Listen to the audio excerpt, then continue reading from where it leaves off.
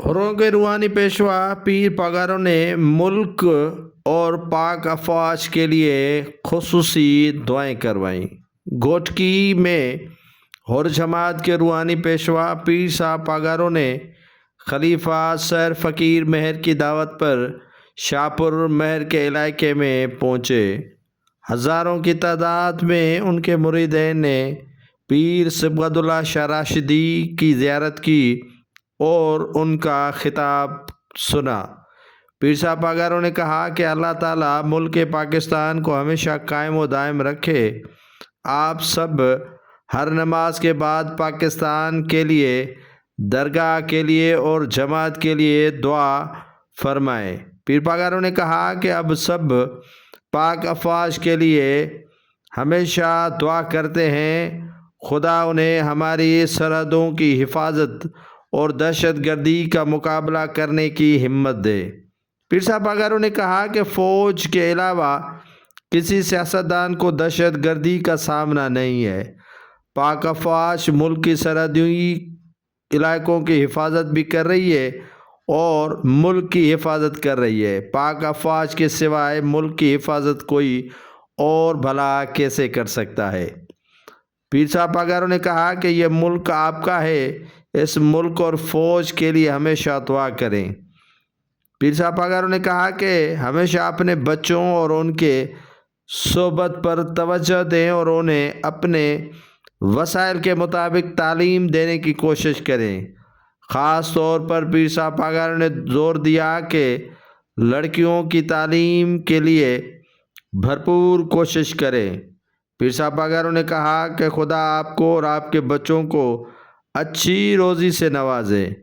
پیر پگاروں نے کہا کہ میں سب کے لیے دعا کرتا ہوں اور میرے لیے بھی آپ دعا کیا کریں۔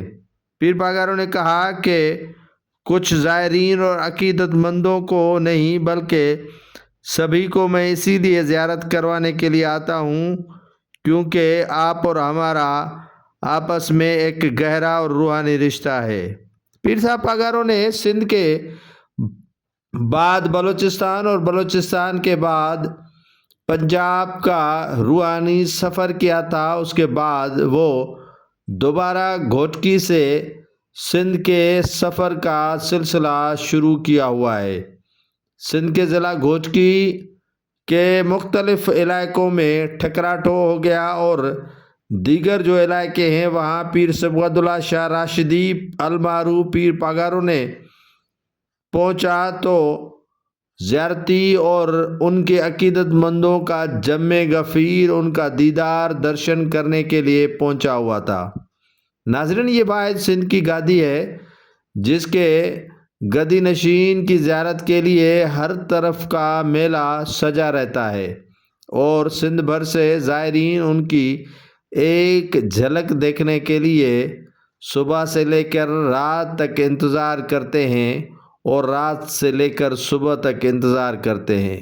بچے ہوں، مرد ہو، خواتین ہو اور دیگر مختلف عمر کے افراد پیر صاحب پگاروں کی زیارت کے لیے درگاہ تو ضرور جاتے ہیں، لیکن جب ان کا روحانی سفر سندھ یا مختلف علاقوں میں شروع ہو جاتا ہے تو عوامی جم غفیر جمع ہوتے ہی ایک سفید ٹوپی اور سفید پگڑی اور گلے میں اجرک اگر دیکھا جائے تو پھر لوگ سمجھ جاتے ہیں کہ یہاں پیر صاحب پگاروں آ رہے ہیں یا ان کے خلیفے یہاں سے گزر رہے ہیں۔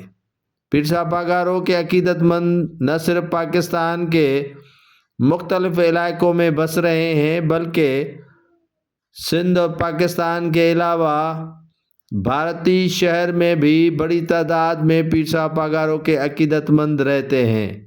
پیر صاحب پگاروں نے جو خطاب کیا اس میں انہوں نے کافی زور دیا کہ اپنے بچیوں کو تعلیم دیں اور آپ جب بچیوں کو تعلیم دیں گے تو وہ پڑھ لکھ کر اس معاشرے کی بہترین تربیت کریں گی اور جب اس معاشرے کی بہترین تربیت ہوگی تو معاشرہ یقیناً ترقی ہی کرے گا۔